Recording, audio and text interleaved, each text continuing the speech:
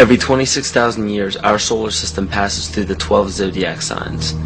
Ancient civilizations such as the Hopi, Egyptians, Cherokee, Apache, and the Mayans were aware of this great cycle and developed calendars according to it.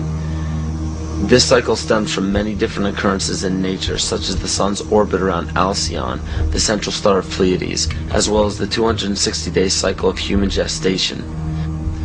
This cycle is broken down into 5 sub-cycles of 5,125 years each, which were thought to have their own age.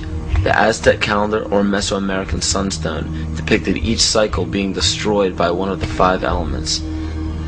The cycle we are currently in is the age of the 5th sun, 3113 BC to 2012 AD. More precisely, this great cycle ends December 21st, 2012. Mayan cultures and civilizations were aware of this end date, and Nostradamus even prophesied about it. For Earth, which we are currently in now, is also known as the movement, shift, evolution, and consciousness. Living Maya timekeepers proclaim that the Earth has been through fire, earth, air, and water. The final element is ether, or center.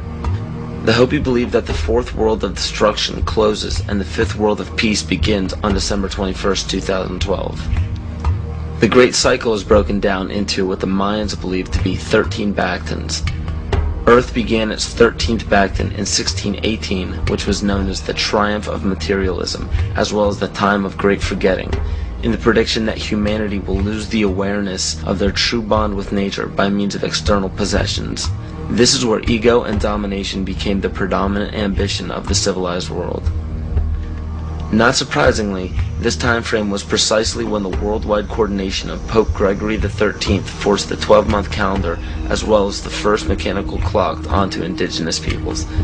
This is what's known as the error in time.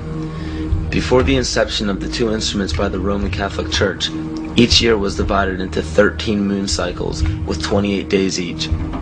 But the most detrimental part of these 2 instruments is the insinuation that time was something external, something inorganic and outside the body that we must watch and obey.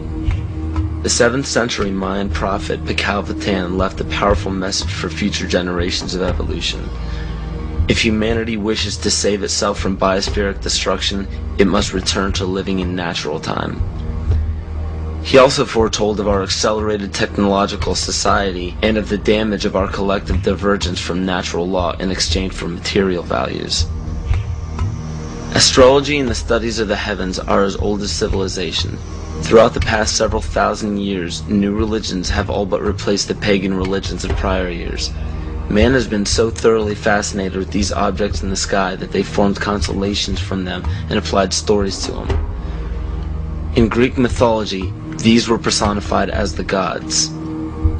We notice in the structures that still stand to this day that the most ancient of civilizations put forth more wealth, power, time, and effort into the locations of the stars than any other practice.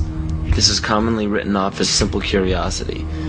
But the truth is becoming clear by the day as we close in on the 0 year of December 21st, 2012. It is a common misconception that the pagan religion is rarely practiced today. In fact, paganism in its evolution is the most widely practiced form of religion. You may ask yourself how this is possible. The answer is hidden in nearly all of our current popular religions. But who would have the power and the desire to integrate a seemingly long-gone religion into such popular opposite denominations?